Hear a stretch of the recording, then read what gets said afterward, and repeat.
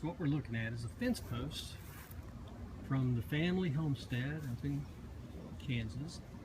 The fence post, I pulled it up back in November 2014. I split it into 3 staves. And what you see on the left is the bark or the outer layer of the stave, of one of the staves. The stave on the right is from the split side, and the stave in the middle has been made into a bow.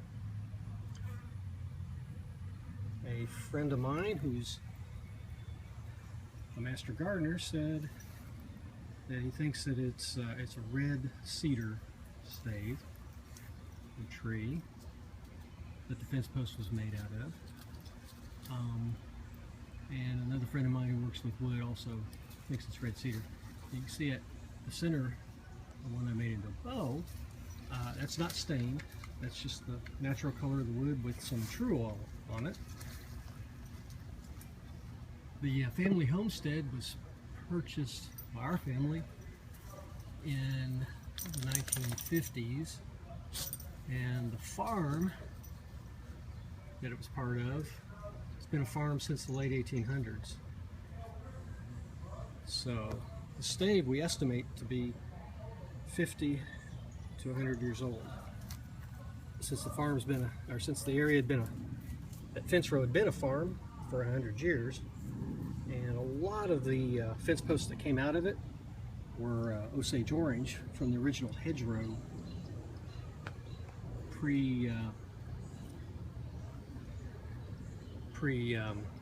let's see, what do you call that fencing material with the barbs on it?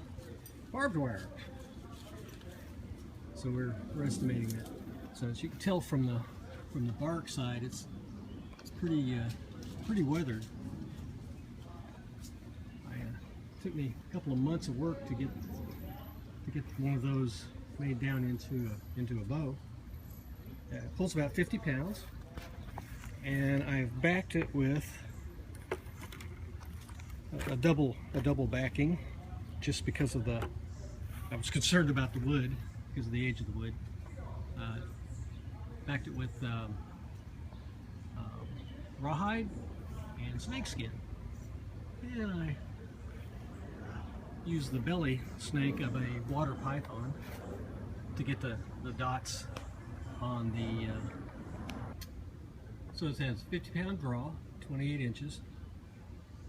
Although I like to shoot it at 27, it just feels better there. Being a 50 or 100-year-old fence post, been out in the weather a long time, I don't want to risk breaking it.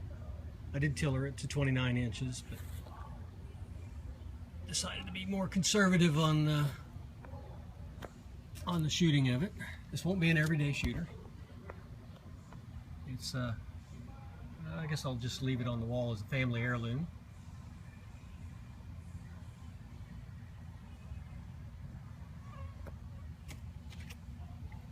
Like I said, we think it's red cedar from the fence post.